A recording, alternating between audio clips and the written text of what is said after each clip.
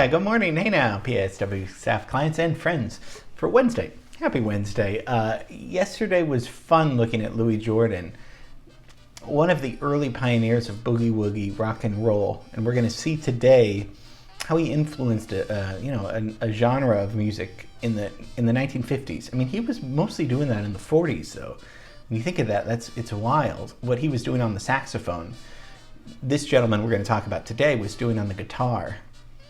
He chose the right instrument to be, not that saxophone's not cool, but there's something about the guitar that teenagers loved, and we're going to talk about teenagers and the 1950s, and we'll have way too much fun. So today, yes, we're going to be talking about the great Chuck Berry.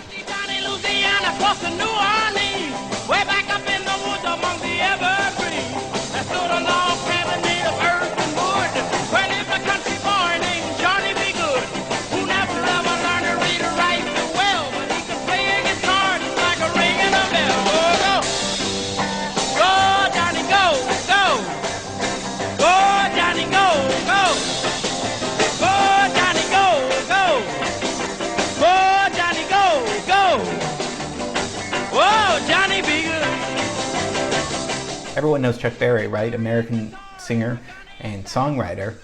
Guitarist, he pioneered rock and roll.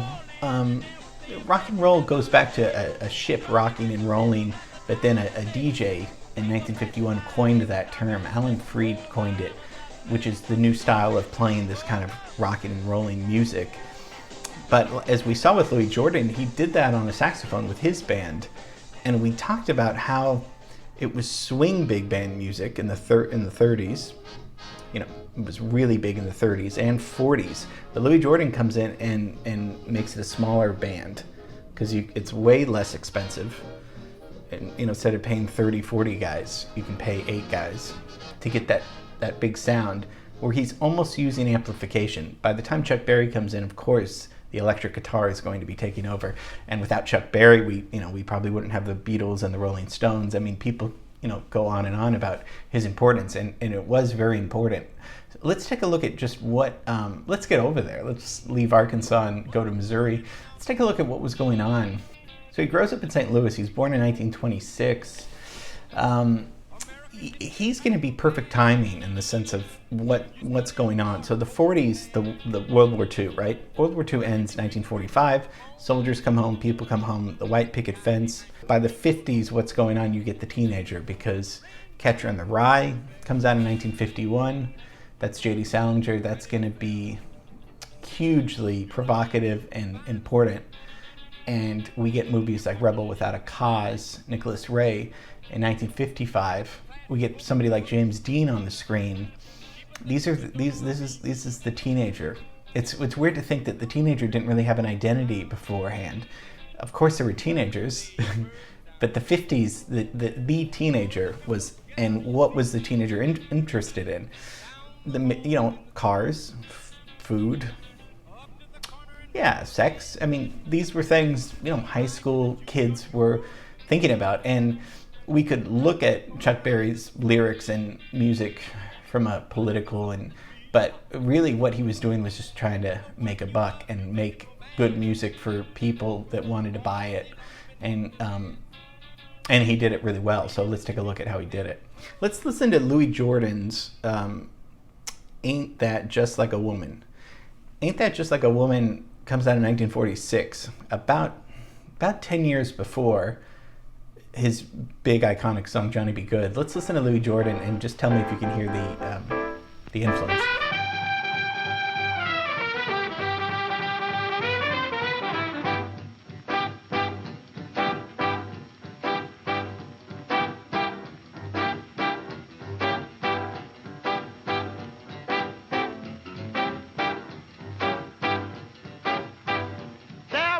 Happy as a man could be till Eve started messing with that apple tree. Ain't that just like a woman? Ain't that just like a woman? Ain't that just like a woman? They'll do it every time. Okay, so that's a lot of fun, right? That's in the 40s. That sounds pretty. So 10 years later, Chuck Berry is going to be doing something with a song called Johnny Be Good on the guitar. Listen to this and see how parallel they sound.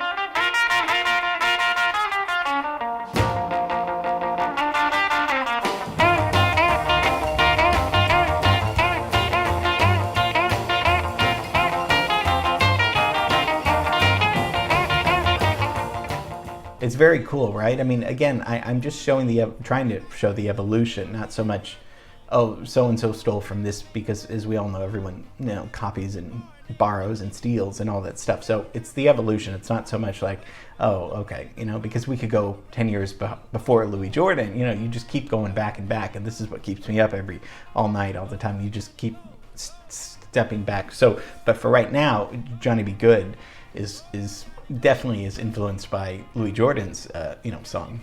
So, I mean, how did Chuck Berry get this? I mean, he listened to Louis Jordan, but I mean, he sang in a church choir, right? Age of 6, and started playing guitar as a teenager. In the 50s, Chuck Berry's going to do a few things really well. He's going to tell stories with his lyrics, teenage stories, very simple but clever and witty lyrics. He's going to have an attitude with the guitar. So this is what the Beatles and Elvis and other people are looking at Chuck Berry doing. He's not just standing up there. It's the package. It's the rock and roll package that we know today. But where did that come from? Mostly came from Chuck Berry. Chuck, it's Marvin. Your cousin, Marvin Berry. You know that new sound you're looking for? Well, listen to this.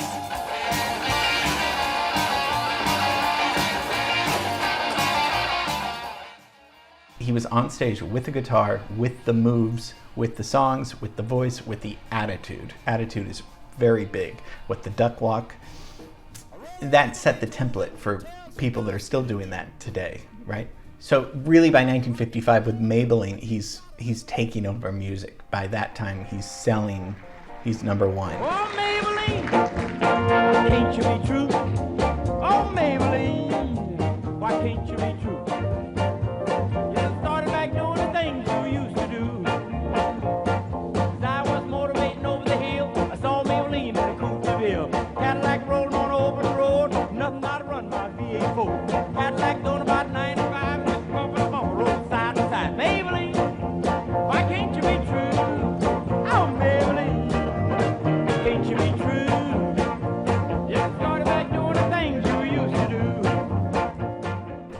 You see that attitude and charisma he's got? This is stuff that Elvis has, but Elvis isn't writing his music. This is why Chuck Berry was super original, because he actually wrote, I mean, not that these are symphonies, but he wrote the lyrics and the music. Elvis was interpreting it in a brilliant way.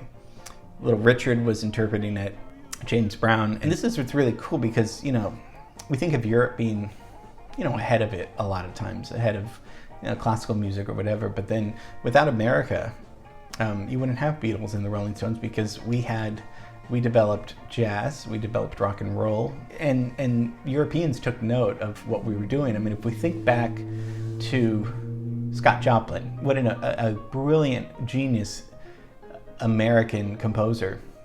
Ragtime, right?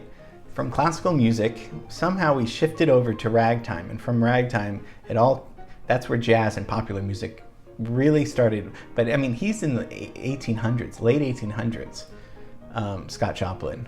So I'm always going back to that, because that's when music, not for lack of a better word, had a beat, because Rossini, as we've seen, had a beat, but really got fun and simplified in a very important way. So what does this music look like? This is just the beginning of a piano version. Obviously, Chuck Berry does it on guitar, of rock and roll music. But I just want you to see visually what this would look like. This is, of course, not the real instrument, but this is what it looks like.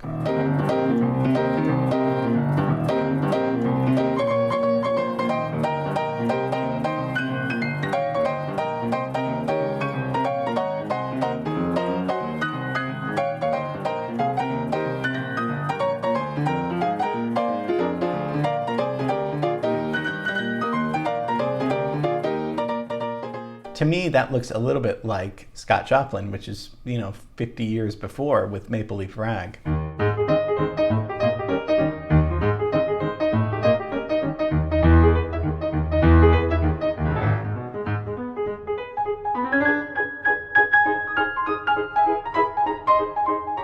I don't know, when I looked at that, I just saw some similarities, so I wanted to share that with you.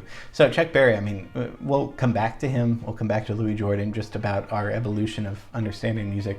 A masterful, talented guy. I mean, lived till age 90, so just died a few years ago. NASA launched in 1977 the Voyager 1 in space, and for future generations, if it was ever found, they put some stuff on it. So, and one of the things was the rock song Johnny B. Good, because that could symbolize his importance was huge. The talent, the timing, all these things were really important. So he'll live on forever, for hundreds of years, maybe thousands, who knows. So I thought I'd share a little bit of Chuck Berry. Tomorrow I'm a little homesick, so we'll be going back to LA, and hope you enjoyed this, and see you tomorrow. Okay, bye.